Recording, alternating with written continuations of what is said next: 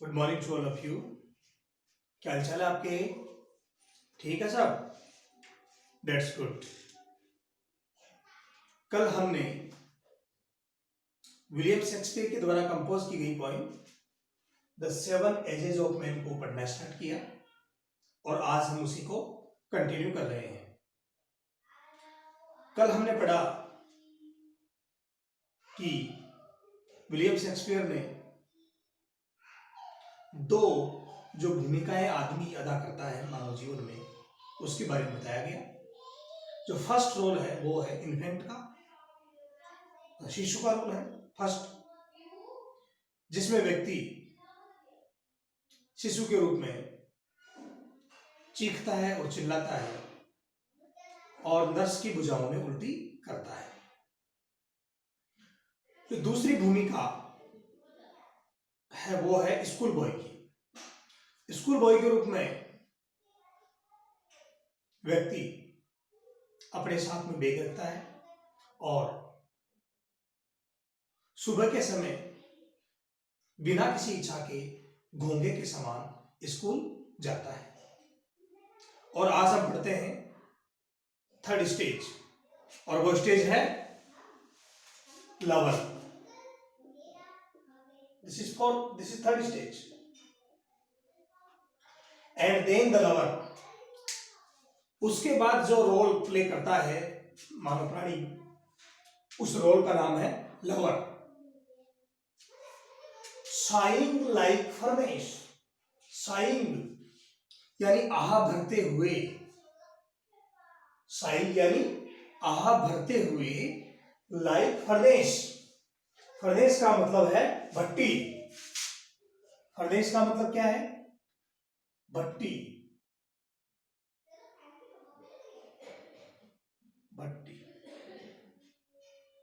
ठीक है। Saying like furnace. तो जब लवर का रोल एक मैन अदा करता है तो वो आहे भरता है। किसके समान आहे भरता है? भट्टी के समान। With A वॉफुल ballot. वॉफुल, वॉफुल का मतलब है दर्द भरा, और बैलेट का मतलब है गीत। और एक दर्द भरा गीत गाता है। लवर क्या करता है? एक तो आहे भरता है, कैसे? भट्टी के समान। भट्टी के समान आहे भरने का मतलब है कि वो बहुत जोशीला होता है। जहां तक लव का कोई मैटर आता है तो लव के मैटर में बहुत जोशीला होता है। विद ए वॉफुल बैलेट, और एक दर्द भरा गीत गाता है। Made to his mistress eyebrow, वो दर्द भरा गीत अपनी प्रेमिका की आईब्रो के लिए बनाया गया है। मिस्ट्रेस आईब्रो यानी प्रेमिका की भौहें, और मेड यानी बनाया गया या रचना की गई, ठीक है। तो लवर का रोल, एक जो रोल है वो किस प्रकार पूरा किया जाता है? भट्टी के जैसे आहे भरता है लवर, दर्द भरा गीत गाता है। किसके लिए गाता है गीत? अपनी मिस्ट्रेस की आईब्रो के लिए, मतलब अपनी प्रेमिका की जो भुजाएं हैं उनके लिए वो गीत गाता है। इस प्रकार लवर का जो रोल है वो ह्यूमन बीइंग प्ले करते हैं। This is third stage. Clear? अब हम आते हैं फोर्थ स्टेज की तरफ, देन सोल्जर। उसके बाद जो चौथा रोल ह्यूमन बीइंग्स प्ले करते हैं उस रोल का नाम है सोल्जर, सैनिक। सैनिक का रोल ह्यूमन बीइंग्स किस प्रकार प्ले करते हैं? Let us see. Full of strange oaths, अजीब सी शब्दों से भरा हुआ रहता है। कौन? Soldier. Full of strange oaths, strange यानी अजीब, ऑथ्स यानी शपथ। स्ट्रेंज का मतलब क्या होता है? अजीब, और ऑथ्स का मतलब क्या होता है? शपथ। अजीब सी शब्दों से बना रहता है। कौन? सोल्जर। एंड बियर्डेड, और दाढ़ी रखता है लाइक द पार्ट, तेंदुए के समान। पार्ट का मतलब क्या है बताइए? यस, तेंदुआ। तेंदुआ दाढ़ी कैसी रखता है? तेंदुए के समान। यह एक क्वेश्चन आता है माइंड में कि तेंदुए के समान दाढ़ी कैसी होती? अरे भाई, तेंदुए के समान दाढ़ी का मतलब है अव्यवस्थित दाढ़ी, जिसकी ट्रिमिंग नहीं की गई, जिसकी कोई कटिंग नहीं की गई, जो अव्यवस्थित रूप से इधर उधर फैली हुई है, उसे कहते हैं तेंदुए की जैसी दाढ़ी। ठीक है। तो सोल्जर के रूप में जब प्ले करता है रोल ह्यूमन बीइंग, तो क्या होता है उसमें? अजीब सी शब्दों से भरा रहता है वो soldier. And bearded like the part, और तेंदुए की जैसी दाढ़ी होती है। जेलस इन ऑनर, सम्मान को लेकर के ईर्ष्यालु रहता है। मतलब अगर उसके साथी को सम्मान मिल गया और खुद को अगर सम्मान नहीं मिला, तो उसको साथी से बहुत जलन होती है, ईर्ष्या होती है। Correct. Sudden and quick in quarrel, sudden यानी अचानक, क्विक यानी शीघ्र, इन क्वारल झगड़े में, झगड़े में वो अचानक से शीघ्रता करता है। क्वारल यानी झगड़ा। ठीक है। और ऑनर का मतलब क्या बताया था मैंने? सम्मान। सडन यानी अचानक, क्विक यानी यस शीघ्र। जेलस इन ऑनर, सम्मान को लेकर ईर्ष्यालु रहता है।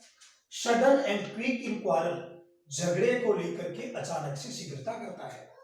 मतलब अगर कोई झगड़े का मामला आ जाए या युद्ध का कोई मामला आ जाए, तो he is always ready to fight the enemies.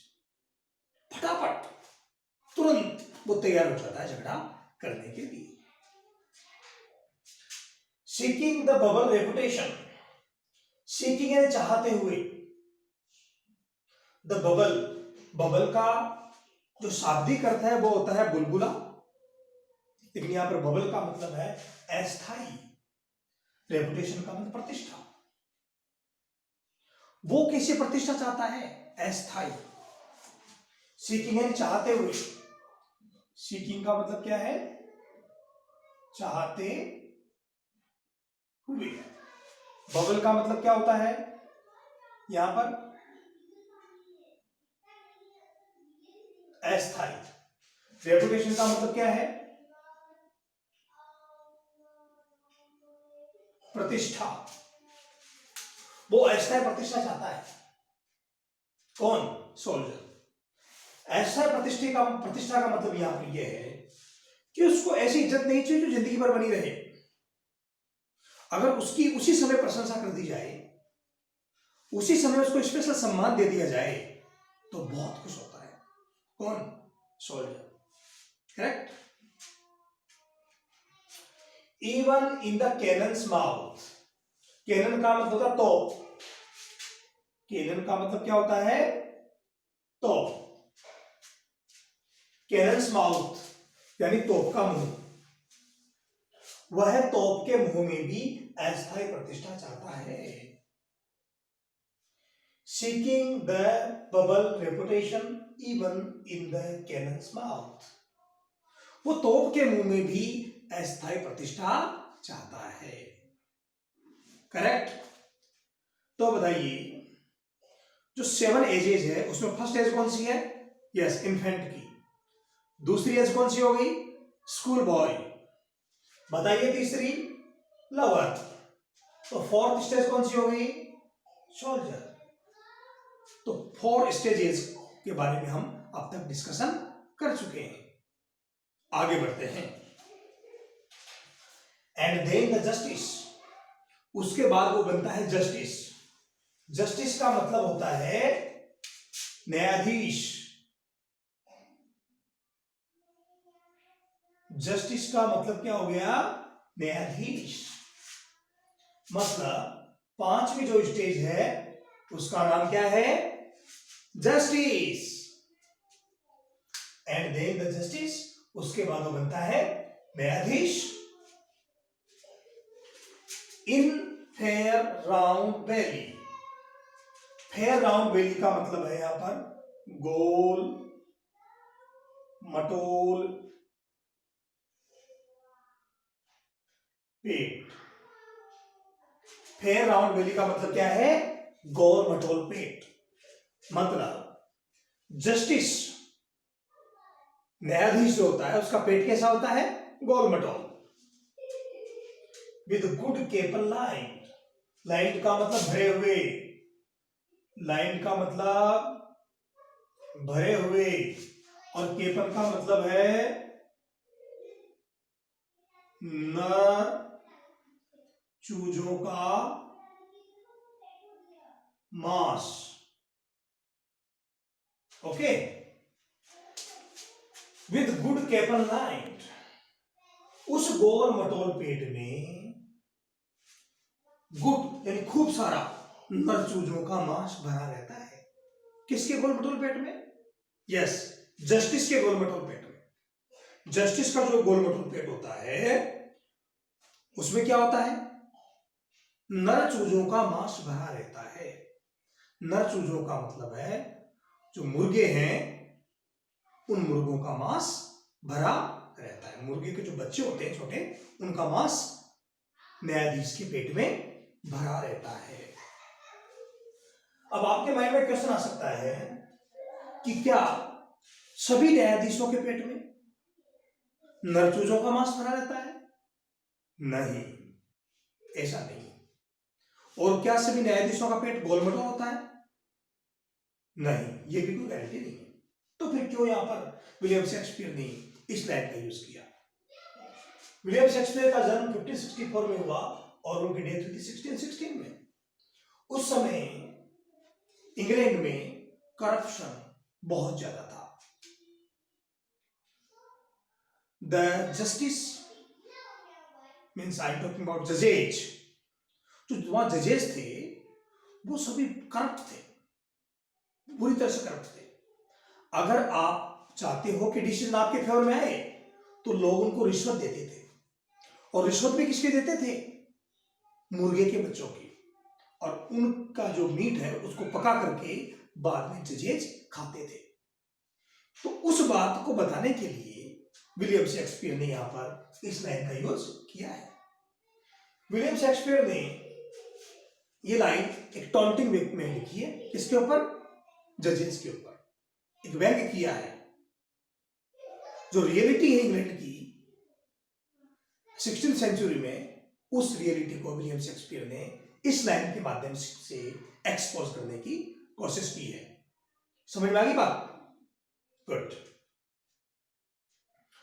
तो जस्टिस का पेट गोल मटोल होता है और उसमें नर चूजों का मांस भरा रहता है।